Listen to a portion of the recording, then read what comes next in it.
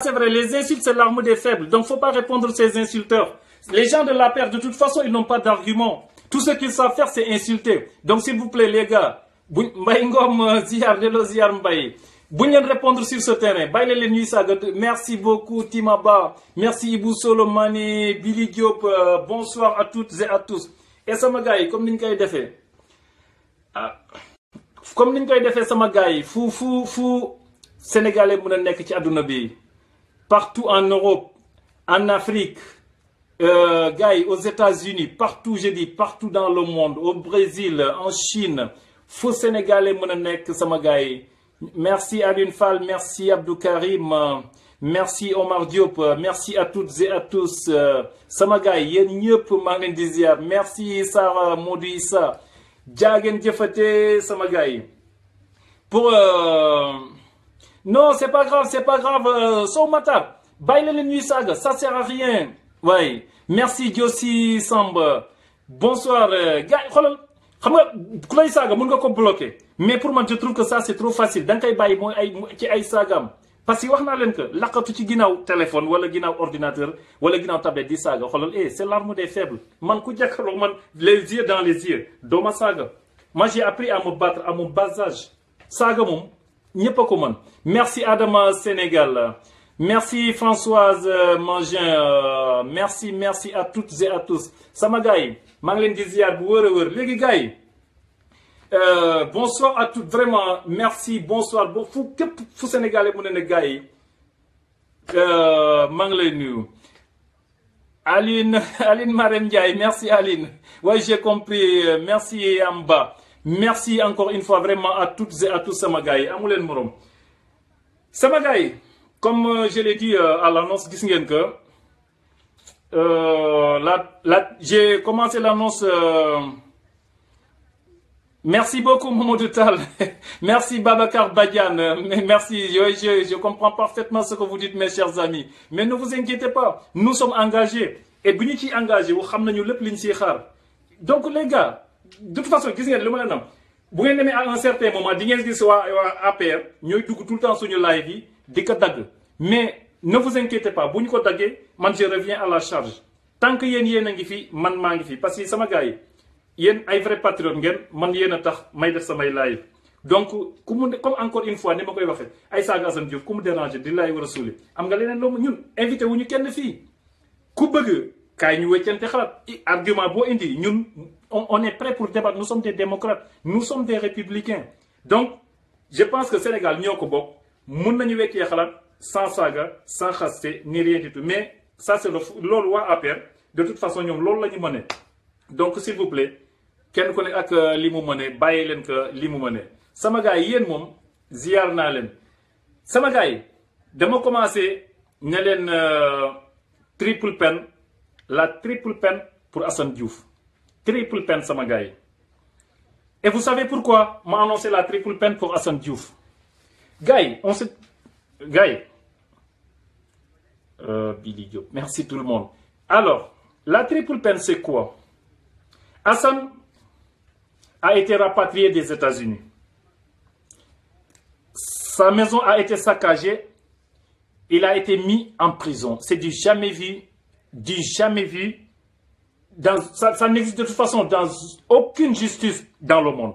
Nulle part dans le monde cela n'existe. Mosuma gis gars yi ku ñu tooñ ba pare Assane gars yi dañu waxante dëgg ñu tooñ ko ba pare tëj ko. C'est-à-dire il est à la fois plaignant et coupable. Ça n'existe nulle part dans le monde quand même gars yi. Sinon demandez les spécialistes de justice. Peut-être ñoom dinañu mën a atte. Un plaignant, on ne peut pas être à la fois plaignant et coupable. Comme si xamuñu ñi nga xamante ne ñoo toj kër Assane Diouf gars yi. Qu'on se dise la vérité pour le moment téléphone bi dama coupé WhatsApp bi pour le moment ak téléphone bi le temps que may développer un tout petit peu dans quelques 20 minutes dinaa ko taal sama gars yi. Donc pour ñuy essayer man maa fay pour le moment WhatsApp beeg téléphone bi mais après dinaa ko taal. C'est juste pour développer un tout petit peu. Voilà, merci Mamadou Diouf Satouba. Alors sama gars yi nañ waxante dëgg Assane Diouf Amérique la nekkoon di daan dooleem gars yi xam nga nit ñi ñu bëri dañ ma naan way arrête de défendre Assane Diouf ceci cela. Encore une fois je dis à ces gens là encore une fois merci Aliou Diouf ñun défendre ñu ay saaga parce que bu ñu doon défendre ay saaga dañuy toog di saaga parce que saaga ku ne xam nga wax dëgg yàlla gars yi ku am gémmiñ mën a wax mën nga saaga parce que saaga mooy li gën a yomb sur terre saaga mooy li gën a yomb ku mënul saaga amul benn gisu leen ñëpp ñuy défendre Assane Diouf yi ñëpp ñi koy défendre ku ci wax ne na la saaga yi d'accord ma ci mais le reste la vérité c'est quoi mooy Assane il défendait une cause noble c'est ça la vérité Assane Diouf li mu doon défendre c'est une cause noble de toute façon ñi dem attaquer këram surtout Mamor Mbaye je sais pas comment il s'appelle encore ce Mamor Mbaye là wax naa leen ko fii le départ ma leen du talibé mouride waa APR la ils se sont cachés juste derrière le mouridisme pour aller foutre le bordel chez Assane c'est ça la vérité mais waa APR ñoom ñooy doxe noonu alors merci Khadim Sarr réew mi Khadim bonsoir donc sama gars yi ma ne leen Assane il a subi la triple peine ça n'a jamais existé amul benn dëkk loolu fu mu am ci àdduna ci benn justice ci àdduna bi loolu amu fa fekk nit ki Amérique muy daan dooleem ñu accuser ko terroriste delloosi ko Sénégal man li ma jaaxal ñoom dañu accuser Assane Diouf terroriste aux États-Unis ñu delloosi ko mais un terroriste kay bu ñu ko delloosee Sénégal gars yi ma yaakaar ne prison moom boobu ñëwee rek la waroon dem prison naka la ñu mën a donc Macky Sall il préfère des terroristes qui se promènent au Sénégal plutôt que des terroristes qui se promènent aux États-Unis mais cela de toute façon loolu déjà dévoile le mensonge de l'État parce que ñoom noonu la ñuy doxale fekk ko mu yàqal ko liggéeyam delloosi ko Sénégal ñu ne déet mu nekk këram di def ay laïsme parce que encore une fois comme li ma leen di wax nous sommes dans une république laïque les gars c'est ça la démocratie la liberté d'expression gars yi c'est la base de la démocratie la liberté d'expression mooy que nit ku ne am nga sañ-sañu wax sa xalaat encore une fois wax sa xalaat ñun waxuñu ay saaga yi on s'en fiche des saaga de Assane Diouf moom la concerné moom la engagé Assane saaga yi moom la concerné moom la engagé ñun défendre ñu loolu li ñuy défendre encore une fois dama leen ko fi waxati leen fi gars yi ñun dañ défendre l'injustice que subissait Abdoulaye Wade sous Abdou Diouf nous avons défendu l'injustice que subissait Macky Sall sous Abdoulaye Wade pourquoi des gens nous disent que nous n'avons pas le droit de défendre l'injustice que subit Assane Diouf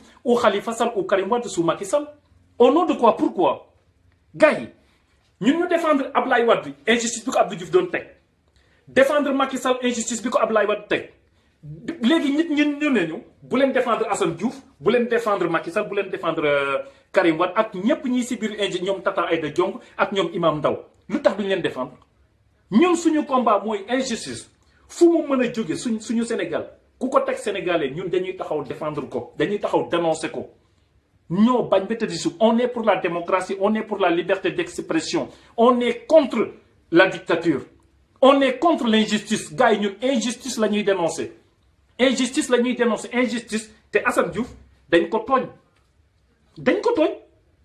parce que ñoo ko rapatrié Macky Sall amuloon benn droit du rapatrier parce que man bu defoon crime je pouvais comprendre deful délit deful crime ñu rapatrier ko uniquement mais gars yi qu'on se dise la vérité man je comprends pas certains Sénégalais qu'est-ce qu'ils veulent au juste en toute sincérité c'est parce que juste tu es de la paix tu es avec Macky Sall que lépp lu Macky Sall def doomu Sénégal yow loolu baax na mais c'est du jamais vu gars yi après tout Sénégal ñoo ko moom gars yi Sénégal ñoo ko moom biñu mais man li ma jaax xanaa yéen ñi d'accord ci Macky Sall li mu teg par exemple Khalifa Sall wala li mu teg Karim Wade xanaa yéen donc d'accord ngeen ci li Ablaye Wade tegoon Macky Sall bi mu nekkee président assemblée nationale qu'on se dise la vérité gars yi bàyyi leen naa fekk da leen atte dëgg te yàlla tax bi Ablaye Wade di bun xatal Macky Sall président assemblée nationale ñun dañ taxawoon di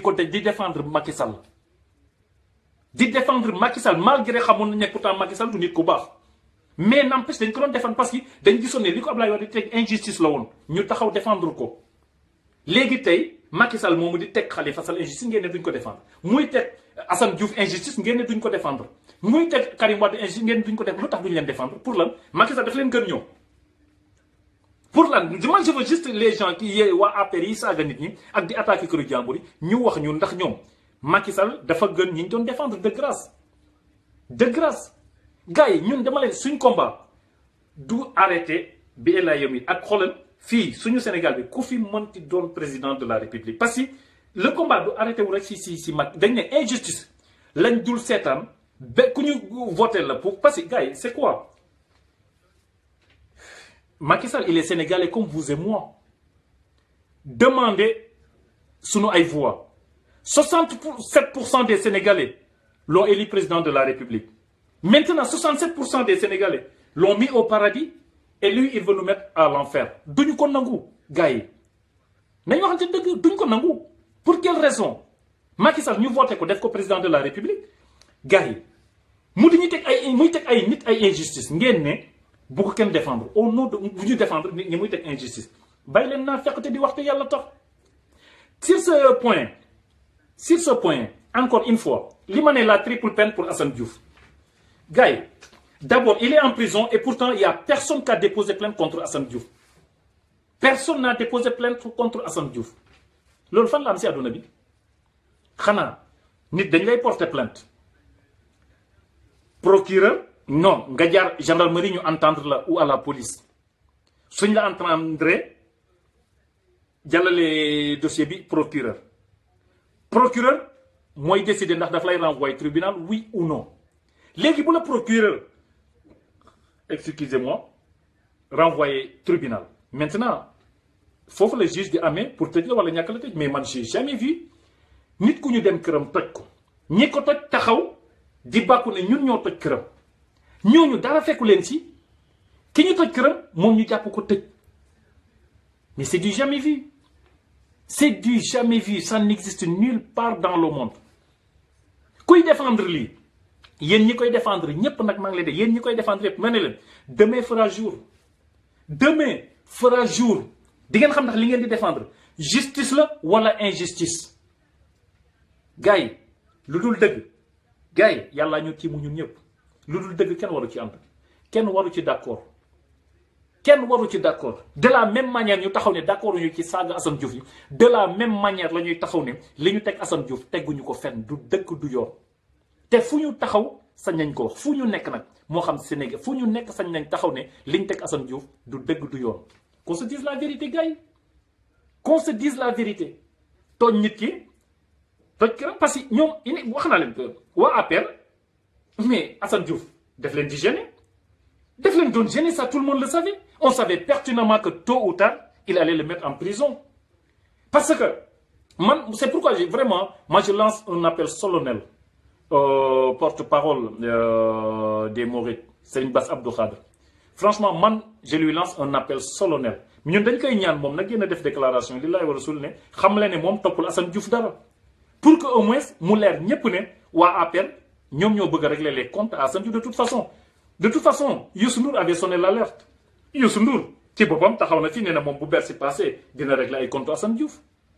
qu'on se dise la vérité dañ koy jaay doole donc parce que Assane amul weeru waaye loolu mooy dëgg bi mais liñ ko teg nii waaye gars yi WhatsApp bi waaye man maa ko taalagul dinaa taal WhatsApp bi léegi dans quelques minutes Abdou Diouf man maa fay mais maa ngi koy taal léegi WhatsApp bi juste pour développer quelques points mais après dinaa taal WhatsApp bi sama gars yi alors gars yi am réew encore une fois la baronne bon permettre xaar leen ma taal téléphone parce que gis naa ay ñoom la baronne yëpp di ma jéem a woo mais man maa fayoon téléphone bi pour pouvoir développer un tout petit peu gis nga gars yi sama gars yi ñoo nañu waxtaan te wax dëgg rek te yàlla rek tax ñu waxtaan wax dëgg te yàlla rek tax dama ne encore une fois ñépp ñi nga xamante ne vraiment ñiy def ay vidéo aussi di saaga xalif généraux yi de grâce arrêtez s'il vous plaît ngir yàlla dañu leen ko ñaan arrêté leen loolu lillahi wa rasuli xalif général des mourides wuy ma yëgul sax lii xew ak lu xewul ku ko saaga tooñ nga ko le xalif général de Tijane yëgul lii xew ak bépp tarixa nag xalifa yi tarixa yi lillahi wa rasuli li am ay sët ñoo koy def mais du xalif généraux yi encore une fois loolu foog mu leer ci bopp nit ñi lillaahi wa rasul gis ngeen suñu xalif généraux yi gars yi fokk ñu fonk leen ñun dañuy juddu fekk suñuy waajur yi suñuy yaay suñu maam yi dañoo loolu dañ ko réew moo dem nag am na fa réew moo dem am na ñoo xamante ne dañoo am un traitement spécial te gars yi ce n'est pas pour rien Sénégal nekk le seul pays gars yi le seul pays d'Afrique le seul en Afrique qui n'a jamais connu de coup d'État qui n'a jamais connu de guerre civile gars yi li ñu am lu rëy la bu ñu ko sàggane li ñu am bu ñu ko sàggane te en grande partie les familles religieuses am nañ ci cër bu rëy parce que au moins ñëpp xam nañ ne ñoom la nit ñi gën a déglu que ni pouvoir mais ñoom ñi nga xam ne nag ñoom famille religieuse comme ñoom lañu ñun vraiment si ñoom la ñu yaakaar suñu lépp ñun dañ leen yaakaar àdduna mais dañ leen yaakaar àllaaxira mais dañ leen yaakaar fii si àdduna aussi moo tax dañ leen di ñaan ñoom lillahi wa rasuli xam nga bu ñu gisee en toute sincérité ñu waxtaan wax dëgg ñun suñu problème lan la dañu xaw a jaaxle loolu war a sax suñu live yi di mais franchement ñi war a wax bu ñu doon wax ñun suñu classe gu tekkiwul dara gi duñ toog fii di wax en toute sincérité suñuy war a wax doon wax ñun dañu fi toog di wax parce que ñun dañuy ñaan aussi les familles religieuses ñoom ñu doxal li nga xamante ne mooy seen cër mooy lan ñun parce que nañ waxante dëgg suñu gisee injustice bi Macky Sall di teg nit ñi fu mu dem ñu di ko tatagal di ko wax lu ko neex nañ waxante dëgg pour kan ngeen fi dégg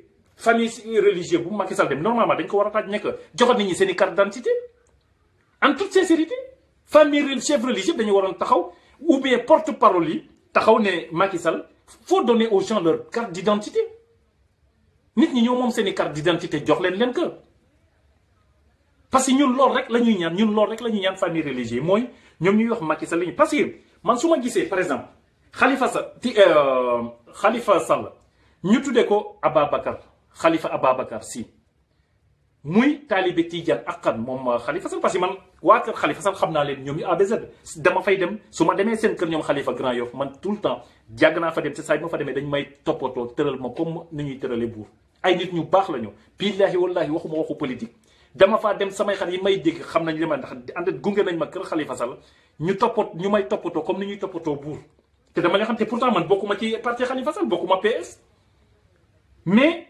man bu ma gisee Khalifa nekk Tidiane akkan di taalibe Tidiane akkan ma gis li ko Khalifa Macky Sall teg injustice bu rëy bi ko Macky Sall teg Macky Sall mun a dem Tivaouane en toute sincérité ñu di ko fa caresser gars yi loolu ñun dañ leen ko wax ñun yéen sëriñ si wax dëgg yàlla ñun taalibe yi loolu du doon lu ñu neex du ñu neex ci suñu xol parce que ñun bëgguñu ngeen doxale noonu ñun dañ leen di wax ñun yéen lañu yaakaar adduna encore une fois yaakaar yàlla kenn mënul tax ba ñun ñu yëkkati ay kaddu yu déplacé jëmale ko ci xalif généraux yi ou bien gars yi waa maa ngi activé WhatsApp bi comme gars yi ñu ngi exiger kenn mënul wax ñun ba ñu yëkkati ay kaddu yoo xam ne yu déplacé wu la jëmale ko ci benn këru diine parce que ñun dañ leen a fonk parce que ñun loolu lañu am Sénégal ay Sénégalais après tout gars yi loolu moom yàlla moo ko def nit ku nekk da nga koy nangul li ko yàlla def te yéen li leen yàlla defal mooy wax dëgg yàlla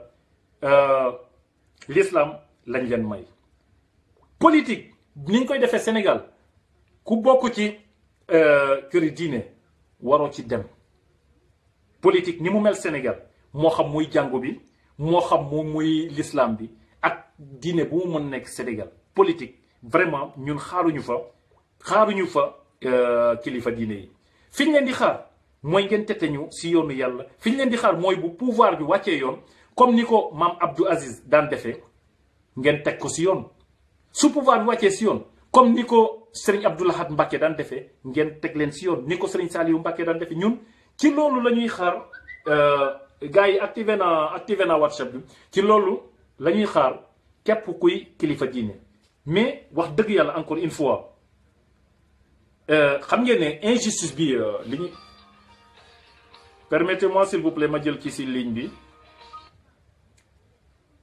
allo salaamaaleykum. waaleykum asalaam sëñ bi.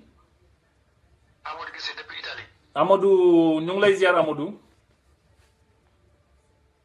waaw ñoo jëlee ziar bu wér ñu ngi sant alhamdulilah yaa ngi en direct Amadou gars yi ñu ngi lay déglu comme ça xam naa ñiy bëgg a dugg day bëri ñu kiyal ko rek allo allo oui asalaamaaleykum. maaleykum salaam maa ngi lay nuyu bu baax di la ziar. waaye ñu ngi delloo ziar soxna si kooku am da nga koy leb. nañ bàyyi loolu. d'accord ok amoon solo moo xeex maa ngi lay nuyu. di ziar ñi nga xamante ne ñëpp jamono yi ñu ngi lay seetaan. merci beaucoup madame. Sénégal nañ dëkku injustice la. dëkku justice la. confirmation laa soxla. waay. Assane Diouf nee nañ dafa saaga wala dafa wax naka su dul noonu. waay. dinañ ko ràpp ci kaso bi. léegi ka demoon. attaqué ji Assane Diouf kër gi nga xamante ne kër doomu baay la kër famille la. dañoo boo xamante ne c'est une famille boo xamante ne ñi ay doomu baay lañu. ñi ñoo bokk ndey baay ñoom ñoo bokk kër ga. moom mu dem ngir attaqué am fu mu daaneel am fu mu tati ay baagama jaay te taxaw flagranterie. ci fi dama koy rey damaa ñëw pour rey ko. man loolu laa soxla. waaw non soxna si. nekk na ko boo xamante ne nii. waa pare mon frère Sénégal nekk na ko boo xamante ne nii. sëriñ sa liggéey nañu sunu borom loo xamante ne nii. taalibe bay taal Sénégal. dëgg la. taalibe bay taal Sénégal. judduwagul. coo sekk. sunu borom lu mu la nangulee. ba Sénégal am jàmm. dëgg la tout à fait. bis bu ay am Sénégal. politicien yi lay jóge. pour dire la vérité. Sénégal bu lay tàkk. ak ñëpp bu lay wàcc ci terrain parce que tàkk ci loolu wax nañu wàcc ci terrain parce que. Faye Ousmane.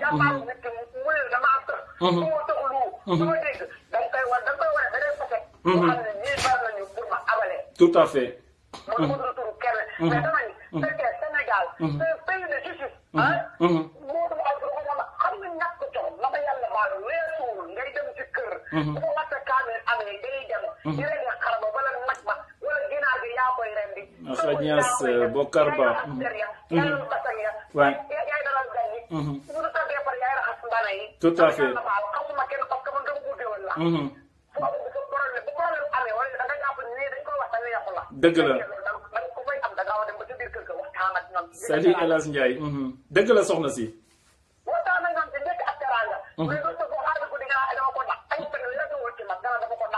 non mais gis nga soxna si xam nga man foofu dogguma la sax xam nga lii problème allo. xaaral allo. xaaral kii bi moo damoon yaa ngi ñuy dégg. voilà xam nga li ma lay expliquer mooy gis nga affaire yi xoolal ay diw a daw ak diw dawul ñun là n'est pas le problème xam nga ñun li ñu xaw a jaaxal nañ waxante dëgg réew moo xamante ne justice bi day dox naka la nit di demee wuy ma xamoo ne nit ñoom xamal la nañ comprendre xamu ne nit bu la tooñee amuloo droit nga dem këram di xeex ak moom biir këram kenn amul droit fekk nit këram di xeex ak moom parce que loolu la ñuy wax violation de domicile. mais li ñu jaaxal ay nit def loolu ba pare taxaw di fëgg seen dënn devant des caméras kenn convoqué wu leen xaaral wax la soxna si kenn convoqué wu leen.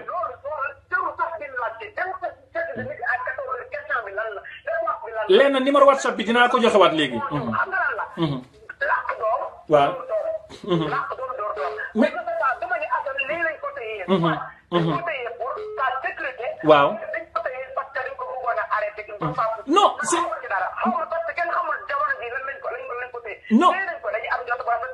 non xam nga lan lañ ko téye soxna si xam nga luñ ko téye dëgg la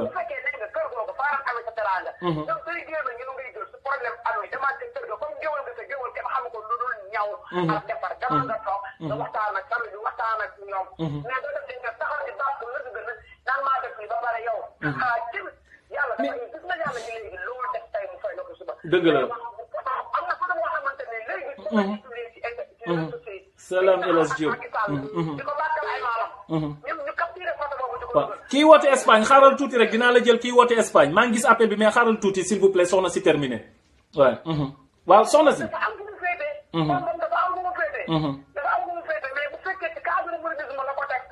non du affaire mouridisme c'est faux soxna si wuy ma yàlla rek a ma tiimu moo ñu tax di wax dama ne du affaire mouridisme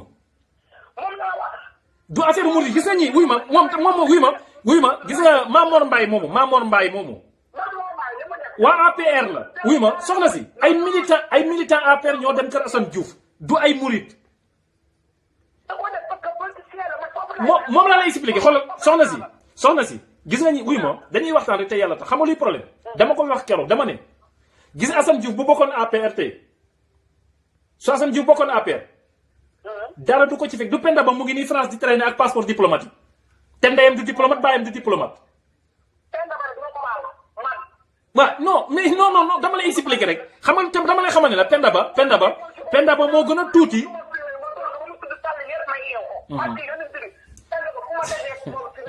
non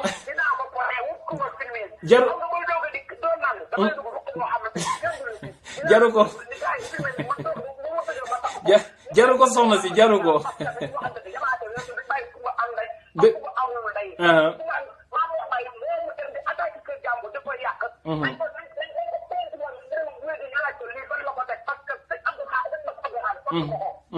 non moom laa lay wax dañuy tooñ sax sëñ Bass Abdou Khadre xoolal billaay soxna si maa ngi lay soxna si ñoom dañuy tooñ sax sëñ Bass Abdou Khadre nga sëñ Bass Abdou Khadre yàlla mi ma tiima wuy ma amul sax ay joti Assane Diouf sëñ Bass Abdou Khadre defe nga wuy ma sëñ Abdou Khadre wuy ma sëñ Bass Abdou Khadre dama ne am na yeneen yitte yu dul jóg di porter plainte ay Assane Diouf te Assane sax da ko wax lu xamali problème bu fekkoon ne Assane daf ko wax lu jar ay pot ñun ay wuy ma soxna si man taalibe murid la bu Assane Diouf waxoon waa Touba loo xamante ne du lu teggeenu fii laay taxaw ne Assane Diouf li nga wax tegoo ko fen du dëgg du yoon bu ko waxoon waa Tiwaawoon fii laay taxaw wax ko bu ko waxoon waa kër maam Limaamu Laay fii laay taxaw wax ko bu ko waxoon waa kër maam Baay fii laay taxaw wax ko ñun ànduñoo ak Assane Diouf parce que juste Assane Diouf la tudd déedéet mais dañoo xam ne dañ ko tooñ te yàlla donga ñu tax ji wax du keneen léegi nag kuy wax koo xamante ne da nga bokk APR mais il faut que Assane Diouf gêné la parce que dëgg yi muy wax nañ wante dëgg neexul dégg waaw mais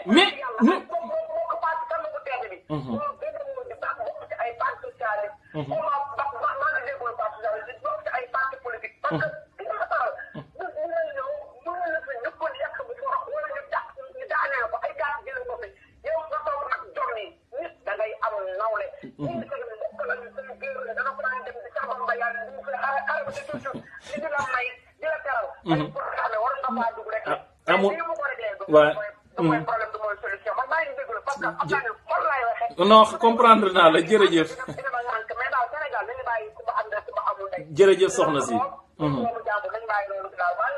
merci beaucoup jërëjëf merci beaucoup merci El Hadj As Gueye merci beaucoup alors ñu ngi remercier bu baax soxna soosu woote léegi France vraiment merci sa intervention bi am na solo mais gars yi ñun li ñuy wax encore une fois dañ koy wax yaa ngi dégg dama leen ne injustice ñun injustice lañ ne fu mu jóge dinañ ko combattre fu mu mënti jóge dinañ ko combattre ñépp a xam ne oh là là xaaral leen am na kuy woote depuis Sénégal allo asalaamaaleykum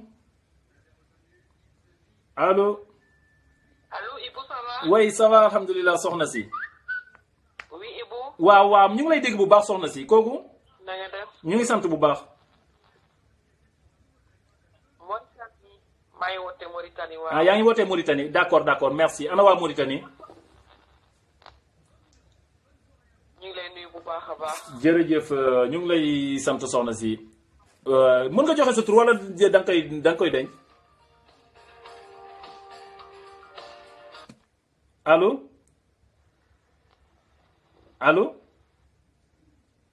allo waaw soxna si. waaw toujours ci kaw Assane rek Assane. waaw ñu ngi lay déglu waaw. allo. ma ne ñoo ngi wax rek toujours ci kaw Assane. waaw ñu ngi lay déglu vas-y ñu ngi lay dégg yaa ngi en direct ñu ngi lay dégg. ñu ngi lay dégg. waaw dëgg la bari kaaru Assane toujours loolu la ñuy wax. waaw. oui. waaw ñu ngi lay dégg demal ñu ngi lay dégg.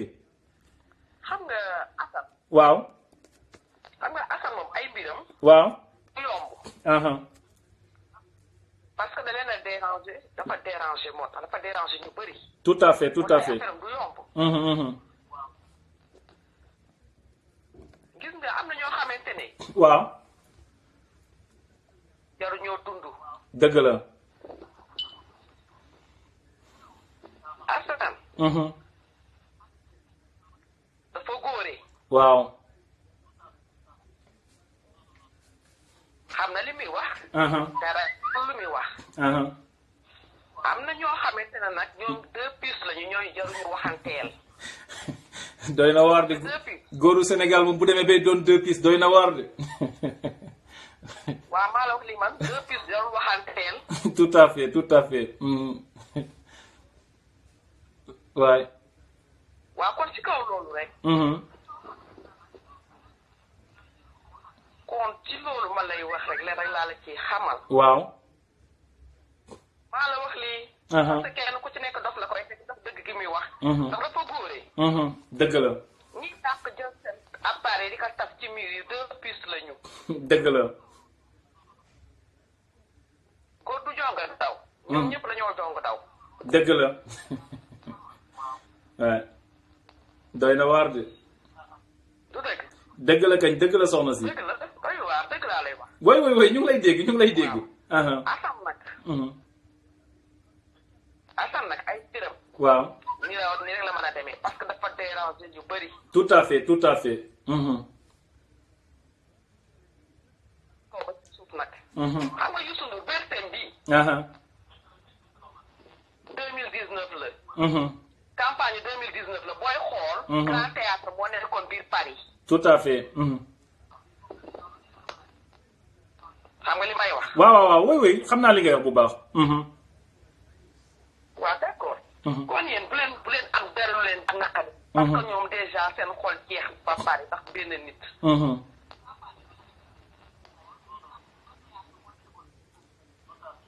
du dëgg. waaw dëgg la soxna si demara ñu ngi lay dégg dëgg la ñu ngi lay dégg bu baax. waaw. kon yéen xoolal. yow bul tontu. bul faale ak ñenn ñi. am na ñoo xamante ne ñoom. ak toppe lañu rek. dëgg la. waaw. ku def dara dañ ci continuer xool leen ci Assane nu mu mel na góori. bu leen mel ne borom 2 pistes. incha allah amul benn problème soxna si incha allah. oh là là am na keneen kuy woote depuis Espagne. kii woote Espagne s'il vous plaît permettre ñu rek soxna si di woote Mauritanie yeggali comme ça ñu jël la s'il vous plaît allez-y soxna si dafa am ko luy woote si kaw moo tax allo.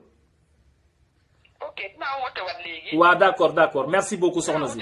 d'accord ça marche merci beaucoup merci. ñu ngi remercier bu baax aussi soxna soosu doon woote depuis Mauritanie vraiment merci beaucoup sa intervention bi am na solo donc sama gars yi man damay lancer un appel solennel un appel lay lancer à tous les Sénégalais de l'extérieur permettez-moi ma jël kii allo asalaamaaleykum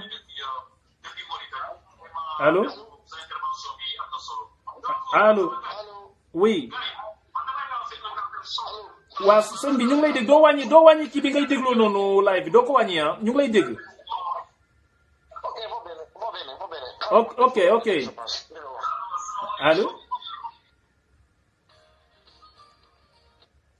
allo waa ñu ngi lay dégg sëñ bi. waa sëñ bi ñu ngi lay dégg yow la kan allo oui.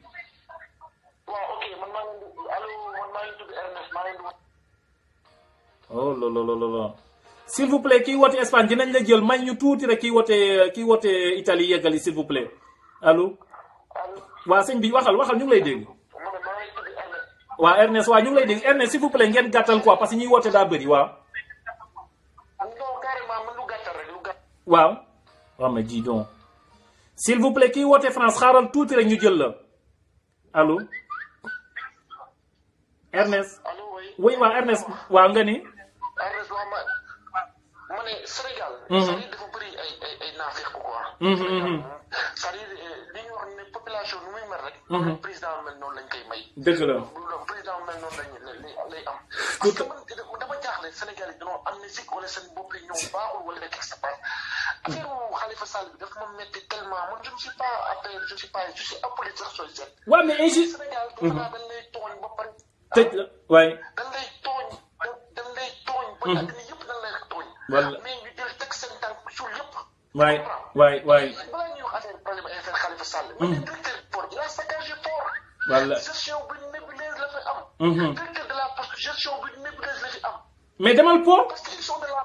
ne ko demal port nga xool ni ñu fa doxale. mais gestion bi nébuleuse. parce que affaire lañ bokk kenn bokk waay waay soo bokkee affaire lu la neex def. waay. mais man dama waaru si kii comme li ma doon wax léegi. tuuti bi sa mission bi. gis nga sëriñ yi ñoom ñoo yàq Sénégal. sëriñ yi. non non. yàlla. su politique bi dëggee. wala ku ni da ngaa dëng. affaire yàlla su fekkee yàlla rek ngay tax. mais politique yi. sëriñ yi ñooy topp politique yi di leen neexal. di leen wax li ñuy bëgg. ñu ànd ak yow. peut-être kii peut-être dina la def deuxième mandat mais ils sont. doy na waar de. mais Assane li nga mën a reproché mooy peut-être ni ñu koy waxee Assane. parce que mënu ma ko jugé ku nekk ni ngay waxee peut-être saa ngay tegg noonu. allo xaaral dafa am kuy woote ma coupé oh loolu allo. allo xaaral sëñ bi xaaral allo. attends allo. waaw maa ngi jégalu dafa am ku doon woote ci kaw ligne bi waa continuel. c'est-à-dire le problème qui se pose moom mooy. Assane ni may waxee peut-être ni ñu koy waxee la. waaw. mais yëpp cent est la vérité. li muy wax yëpp dëgg la. peut-être ça peut-être mën nañu ko bañ a cautionner. tout à fait. saa yu cautionner. mais li muy wax yëpp dëgg la. mais sëriñ yi jaxas bi Sénégal. duñ toog wax ak président Macky Sall dëgg. su toogee président Macky Sall ñëw dinaa la may lii dinaa. mais le peuple souffre. waay merci la baronne Seck. merci sama gars yi. Aminata Dia Sow merci.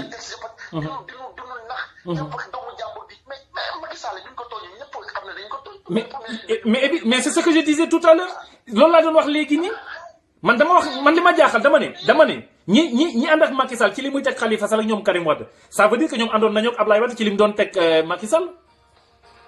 Oh lolo bon allo salaamaaleykum. waaleykum salaam. waa sëñ bi xaaral balaa ngay quitté kii woote Italie s'il vous plaît ñoo ngi jéggalu parce que kii woote Espagne aussi yàgg na di insister boo mënee dellu si waat rek s'il vous plaît gars yi ngeen di gàttal s'il vous plaît su leen neexee maa ngi jéggalu nag waaye allo sëñ bi allo depuis Espagne allo attends s'il vous plaît xaaral attends ñu dellu si waat si allo waa sëñ bi waaleykum salaam xaaral ne quitte pas ma delloo si appel bi xaaral attends ne quitte pas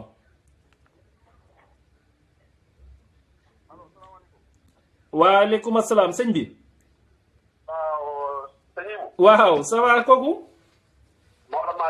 Maodo Malick ça va naka waa Espagne alhamdulilah maa bëggoon participer ci émission bi. vas-y Maodo Malick yaa ngi en direct gars yi ñu ngi lay dégg. ñu ngi lay siyaare sa gars yu baax yi lay déglu yëpp. merci beaucoup. di nuyu waa Sénégal yëpp di rafetlu jotaay bi. merci beaucoup. di xam na rek Sénégal moom xam nga xeexal leen moo yombul daal. tout à fait.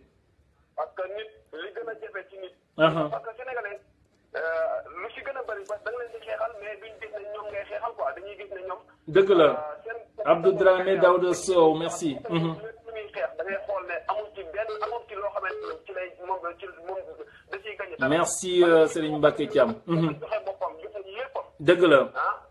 pour Sénégal bi mais duñ gis loolu. waay tout mais Sénégal daal moom mu ngi noonu daal. doy na waar de ne ko doy na waar de. El Hadj Ndiaye s'il vous plaît El Hadj Ndiaye coupeel maa ngi lay dugal léegi El Hadj Ndiaye s'il vous plaît El Hadj soo mënee coupé dinaa la dugal incha allah mayal waa ji rek mu terminé kii wote Espagne demal Maodo Malick ñu ngi lay dégg. xam naa ne du ma guddal sax parce que ñi bëgg a dugg bëri nañ. dëgg comme ça ñi xam ne rek. affaire bi ñun ngeen la quoi. tout à fait. Lobé Cissé Fall. dëgg la Khadim Niass waay. tout à fait.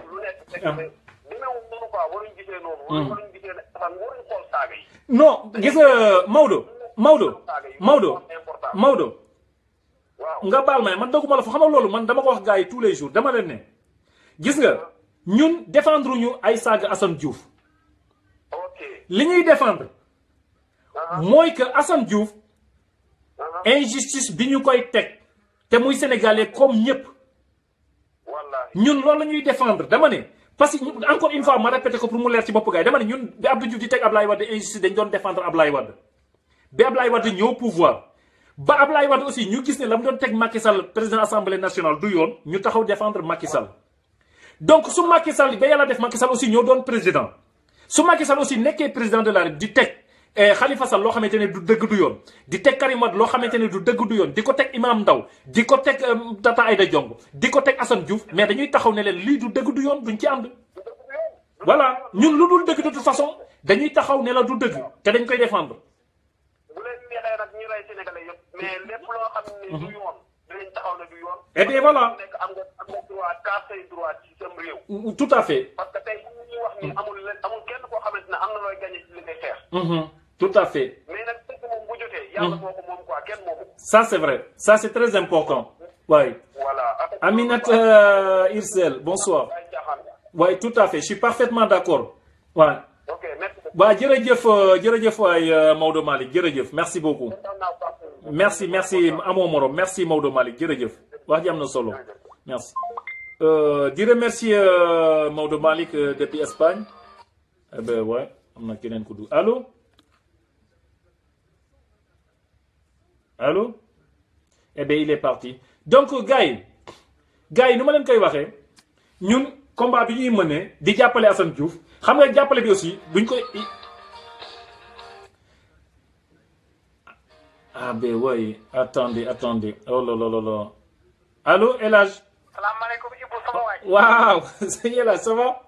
maa ngi lay ziar bu baax waay. waaye sant bu baax yàlla na yàlla delloo ziar. naka yitte yi. waaw mbaa yaa ngi si jàmm. waaw maa ngi sant rek. maa ngi lay suivre léegi quoi. merci El Hadj merci jërëjëf. maa ngi lay encouragé. merci beaucoup merci jërëjëf. di la xamal ni sénégalais moom neexul a liggéeyal. merci Adani Do merci way jërëjëf. neexu ñoo liggéeyal da nga leen di. Bamba bu Serigne Fallou jërëjëf Sireda Baba jërëjëf. ay xeer. dëgg la. mais Sénégal moom. injustice ba fa nekk. il faut ñu xeex ko. tout à fait merci Is Nekel. tout à fait man damay wax ni ñun Abdou Diouf. ñun ñi ëpp ci ñun Abdou Diouf faluñu ko. tout à fait. te dañoo xeex. ba mu jóge fa. dëgg la parce que da doon teg Ablaye Wade lu dul dëgg du yoon ñun ñu taxaw di ko xeex. Ablaye Wade. waaw parce que ñun ñii ñu ci ëpp tamit. wuy ma. dañoo xeex ba mu falu. man de wuy ma. 88. waaw 88. waaw si xale yi doon sanil Ablaye Wade ay xeer man si laa bokkoon. man mii ci laa bokk. eh bien voilà waaye. mais dama ni. Sénégal. merci Fatouna Danso oui. tout à fait. bu fekkee ne merci Cheikh Mbacké Saliou. bu fekkee ne Abdou Diouf ñun faluñu ko woon. Jean Diatta merci. ñu fal Ablaye Wade mu ñuy indil ay problème ñu jëlee ko fa. Macky Sall mi mënuñoo jaaxal. non franchement. nit ñi am fulla. am fayda ëpp ñu fayda. bonsoir Babacar Kadem. gënuñu ñoo yeewu. dëgg la leen a jiital rek parce que ñëpp mënuñoo jiitu. tout à fait.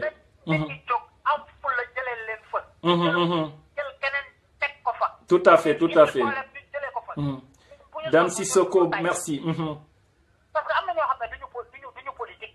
tout à fait. mais il faut ñuy injustice ci boppam moo baaxul. non xam nga gis nga le problème c'est ça nga injustice bi le problème c'est que wax nañ leen ko wax gis nga injustice ci am réew lu gis nga loo gis ci am réew mu indi fa luy taal am réew ci injustice lay commencer. parce que nit ñi boo leen di teg injustice di leen teg injustice ci gis nga ñoom dañu xamul ne li suñu jàmm ñuy bàyyi nit ñi ñuy wax seeni soxla parce que nit su xam nga di dompat nit ne du yuuxu sëñ bi loolu amul fenn. eh bien voilà di dompat nit ne du yuuxu loolu amul fenn. mais dama ne gis nga Macky Sall moom. ku ko liñ ba doon. di nga fekk ci moom lu ëpp li Khalifa Sall jël.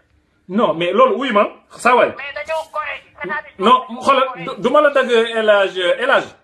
waaw du ma la dagg wuy ma gis nga Macky Sall ba 2000 bi Ablaye Wade egsi au pouvoir.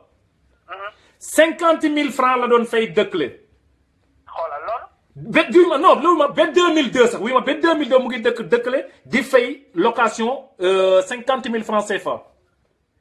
te booba Khalifa Sall lañu ci nguur. mu ne Khalifa Sall ba muy nekk ci nguur. ba Khalifa Sall di nekk ci nguur dans les années 80 booba en toute sincérité Macky Sall amul woon 50 000 yu mu fayee loyer. mais dama ne. waaw dama ne. xam nga gore. ak ñàkk jom. ak ñu lay tooxal mu ñëw taxaw di la dimbale. ba ñu bala nga wëlbati. mais di ko tooxal mais Macky Sall dafa gore. man Macky Sall dafa maa bett. ba nga xamante ni man musuma gis ni. mais ñii. et puis dañu c'est-à-dire nit ñi dañoo war a jóg taxaw. tout à fait ba ñu jóge fa. tout à fait. ëpp ñu doole gënuñu ñoo yeewu. dëgg la. ëpp ñu fulla. waaw mais gis nga loolu El Hadj moo tax may lancé moo loolu lay leen chaque fois ma defee émission damay lancer tous les Sénégalais ne leen de toute façon la première chose du combat mooy ñëpp nañ dem jëli seen carte d'identité. man de xoolal. fii la ambassade laa dem. fexe ba jot sama carte ba. dem voté ji. man Macky Sall musuma ko voté. tout à fait. du ma ko voté ci àddina amul Jean amul Serigne amul Madame amul Paul. affaire yi. intérêt général la ñu war a seet mais ku nekk bu ñu la bokkalee dara ngay. waxi kenn xamul yooyu la ñu war a baax. tout à fait tout à fait. Sénégal nit ñi dañoo sonn. man ba fa dëkk Thiès Sénégal. ay ati a ngi mënuñoo am sax ndox mu ñu naan. ndox mënu fa am. dëgg bu wër tout à fait xam nga loolu. ñu ko fenn. doy na waar doy na waar. sàcc xaalisu Sénégalais yi sàcc. merci Gora Ciss kenn du ko wax nag kenn loolu mënta ne. amul fenn de. amul fenn amul fenn. mënoo ne da ngay lekk xaalis askan wi. nit ñi di sonn. waay. nga ne kenn du ko wax. loolu amul fenn. de toute façon daal El Hadj daal combat bi nañ continuer combat bi mooy fu Sénégalais nekk na taxaw jàpp ci mooy na dem jël carte d'identité te ku gis lu dul yoon taxawal bul ci ànd bu dara tax nit ànd ci loo xamante ne du yoon. parce que le problème c'est que li ñuy wax nii li ñuy wax déggoo li ma la bi ñu fiy défendre Macky Sall contre Ablaye Wade. waaw am na ñoo xamante ne ñu doon saaga. waaw waaye ñooñu doon ñu saaga démb tey ñu ngi ànd ak ñun si combat bi ñu donc gis nga bu subaa aussi ñi ànd ak Macky Sall di saaga nit ñi. waaw li ñuy def nii ñoom dañ siy ànd.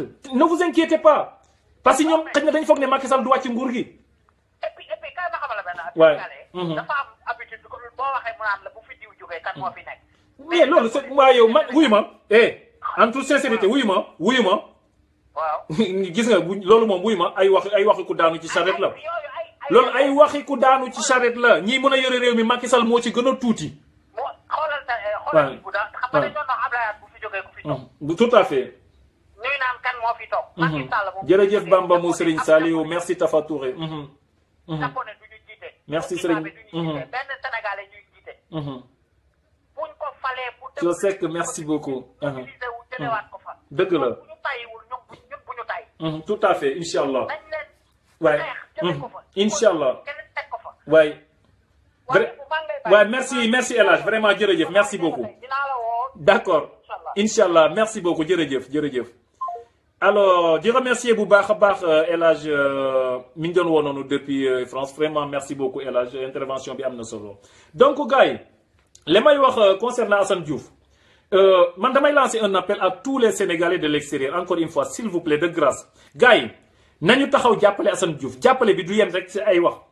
faisons en sorte lillahi wa rasuli gars yi lu waay mën nañ leen ko def ñu cotiser ko utal ko ay avocat Sénégal ñu mën a taxaw défendre ko pour que ñu mun ko tirer d'affaire s'il vous plaît loolu man damay lancer appel boobu man sama opinion personnelle la dama koy lancer tous les Sénégalais de l'extérieur nañ leen jéem a taxaw gars yi jéem a taxaw ku lu waay mën ñu participer ko ku am sa 20 euros ku am sa 50 euros pour ñu dimbale Assane jëlal ko ay avocat permettez-moi ma jël kii si ligne bi encore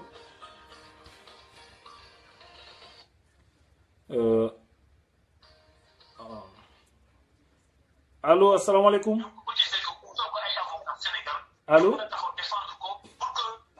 allo asalaamaaleykum allo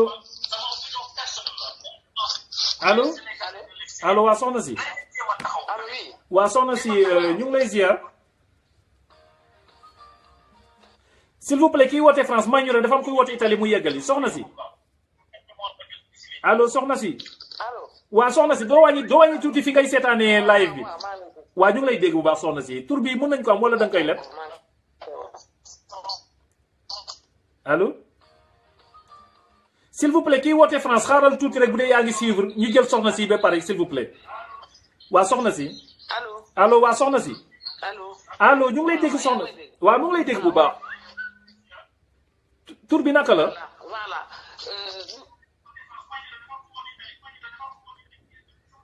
allo. waaw soxna si maa ngi lay dégg doo wàññi tuuti rek sa fi ngay seetaane noonu s'il vous plaît. waaw attends ma wàññi ko. waaw wàññi télé bi s'il vous plaît waaw. voilà wàññi naa ko. voilà merci beaucoup merci. waaw. waaw lu ma doon wax rek. Sénégal ci boppam ñoo bëggul dëgg. dëgg la te Assane dëgg rek la doon wax gannaaw saaga yi. peut-être saaga yi. façon de faire la.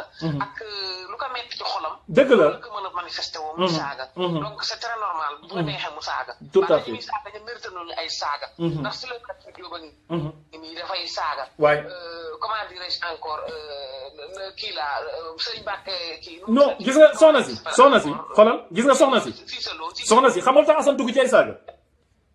xamal tax Assane di commencé ay saaga. d'abord Assane c'est un simple sénégalais. Assane comme man la ay simple sénégalais boo Assane bu saagawul woon procureur du ko xam Macky Sall du ko xam Massamba du ko xam Mademba du ko xam. te saaga yi comme ni nga ko waxee su Assane Diouf commencé wu ko Moustapha Cissé Lo moo ko commencé Farba Ngom Mame Mbaye Niang waa APR ñoo fi njëkk a nekk di saaga nit ñi. parce que saaga dafa bëri façon allo te ñoom non seulement dañ doon saaga mais dañ ciy boole gàddu seen pistolet di menacer nit ñi. allo waa soxna si. allo waa ñu ngi lay dégg bu baax de. waaw demal waaw ñu ngi lay dégg. ñu ngi lay dégg bu baax soxna si.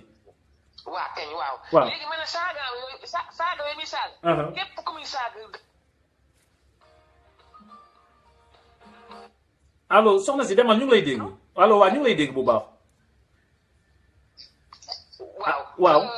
Youssou Ndour mi muy saaga dafa mérité saaga yi. Youssou Ndour c'est un hypocrite. Youssou Ndour ci boppam bu yemoon ci ay wayam kon du dégg ay saaga. dëgg la ñu jàppale Macky Sall bi nga xam ne injustice lay doxal ci biir réew mi ku ko ëpp doole. ëpp doole Khalifa Sall tëj ko ci kaso bi. waay Khalifa Sall deful waxul 15 d'avance bi ñuy reproché Khalifa Sall moom ñoo ko bokk. ci étudiants yi. ci moom moomu. ci musiciens chanteurs yi. ci salle de spectacle yi. nga 15 d'avance yi foofu la lu leen naqari li mu voté non ci référendum bi moo tax ñu jël Khalifa Sall tëj ko ci kaso bi. dëgg la Assane Diouf dafa yee lu nelaw ci ñun li waar fekk naa lii nelaw ci man yaa ko yee. dafa yee ji li doon nelaw ci nit ñi. dëgg la naqari ñëpp ñu ragaloon wax ci suuf yëpp Assane Diouf wax ko ci kaw. donc nanu bàyyi Assane Diouf et puis ces agresseurs là la maam Mor la borom poxu bakkan mbaam xux yooyu dañ ko war a tëj kooku on doit le porter plainte dañ ko war a porter plainte famille Assane Diouf nañ ko porter plainte sa maam Mor la non gis nga soxna si gis nga soxna si waa demal waa comme bàyyiwuñu ñi ngi suñu panel yi ñi ngi cotiser pour Assane Diouf. tout à fait. pour avocat. voilà. et puis le 16. dañu am marche le 15 samedi. incha allah ambassade de France am na ngeen ne marche boo xam ne bii. contre l'injustice au Sénégal Assane Diouf. Imam Ndaw ak Khalifa Sall. incha allah bàyyiwuñu de. bàyyiwuñu. te duñu mës a bàyyi. tout à fait. Macky Sall day am lu ko neex. très bien non man loolu laay woo Sénégalais yi nag parce que bu ñu noppi bu ñu gis bu ñu arrêté. gis nga moom laay woo loolu la tax may woo Sénégalais man leen ñun man dina de toute façon dinaa def le tout pour contacter maître El Hadj Diouf ak ay avocats yoo xam ne xam naa leen ñun dina def le tout pour jël ay avocats ñu taxaw défendre Assane Diouf man bientôt incha allahu rabbi man dinaa dem Sénégal man sama bopp en personne. ñi ngi wax permanent Assane Diouf ñi ngi wax ak moom. ñi ngi wax ak moom kii maître El Hadj Diouf ñi ngi wax ak moom. voilà ñi ngi wax ak moom. waay suñu panel yi macha allah. ñi ngi collecté ay fonds pour maître El Hadj Diouf. merci beaucoup très bien je vous encourage encore. c'est pas normal ñu agressé ko këram. c'est pas normal ñu tëj ko bàyyi Mamour il doit faire la prison il doit aller en prison sa Mamour. non mais kooku ma wuy ma waa APR du dem prison ci Macky Sall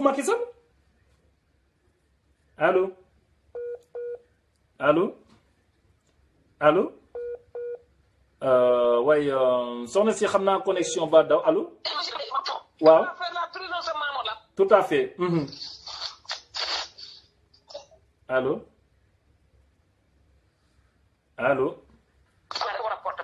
waay xam nga lan mooy problème soxna si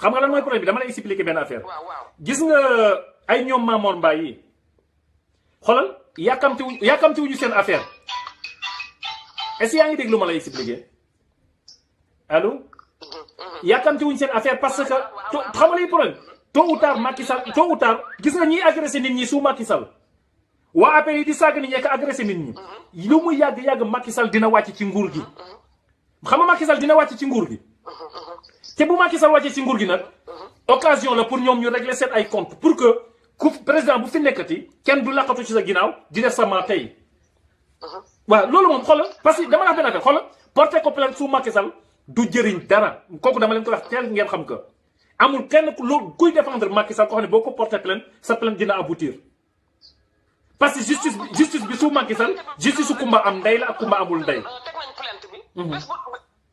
bien sûr c'est la loi du plus fort c'est la loi du plus fort moo am Sénégal. voilà ñu nekk fii en Europe dañu bëgg a ñibbi si suñu réew. mais nooy def pour ñibbi si loo fay def. c'est pas possible Sénégal dara doxul. dara Macky Sall il réalise rien. Abdoulaye Wade moo tabax muy ñëw di peinture rek di peinture rek Macky Sall il est nul son gouvernement est nul ses ministres sont nuls. dégg ñu sax tubaab bu ak Mame Mbaye Niang bu yàgg la invité xam nga sax les pays de Lion waa. waaw doy na waar de. ñu koy posé ay questions muy wax Mamadou Ebinata. mais ce sont tous des nuls ñu ne waaye mu jël ay ministre conseiller ministre fenkat ministre sàcckat ministre des fas ministre des mbër ministre des waykat yëpp ay conseillers yëpp ci biir palais ba. palais ba mel ni tulleeg maanaam ñàkk fayda amuñu benn classe. doy na Macky Sall nilaar Sénégal yëpp la dajale dugg ci biir palais ba. Macky Sall dafa war a dégager Macky Sall doit dégager Macky Sall doit dégager vraiment. non non incha Macky Sall 2019 incha allah. ci borom rab sama waat wala borom kun fay ko Macky Sall il va dégager. incha allahu rabbi yàlla na ko suñu àq dal. Macky Sall yàlla na ko suñu àq dal. ci lakkal nañu vraiment man du ma téye liñ parce que am na ñu bëgg a dugg. dama mer. non non comprendre naa la jërëjëf soxna si merci beaucoup jërëjëf. di remercier bu baax soxna soosu woote léegi depuis Italie vraiment merci beaucoup. donc gars yi gis nga comme ni ma leen ko waxee déjà initiative bi ma leen di wax déjà am na ñoo xamante ne commencé nañ ko. encore une fois de grâce ñun dañ bëgg a def le tout le maximum possible pour jël ay avocats pour Assane Diouf pour taxawu Assane Diouf parce que c'est un Sénégalais comme tout Sénégalais te Assane waruñu ko bàyyi muy diig waruñu ko bàyyi muy diig encore une fois kenn défendrewul saaga Assane Diouf ñun li ñuy défendre encore une fois mooy injustice bi ñu défendre Ablaye Wade su Abdou Diouf défendre Macky Sall injustice bi ñu défendre Macky Sall su Ablaye Wade même injustice bi la ñuy continuer di défendre loolu kenn mënuñ ko aaye. bu yeboo waa APR di saaga bu yeboo lu ñu xam ñoom nañu ko wax ah permettez-moi ma jël kii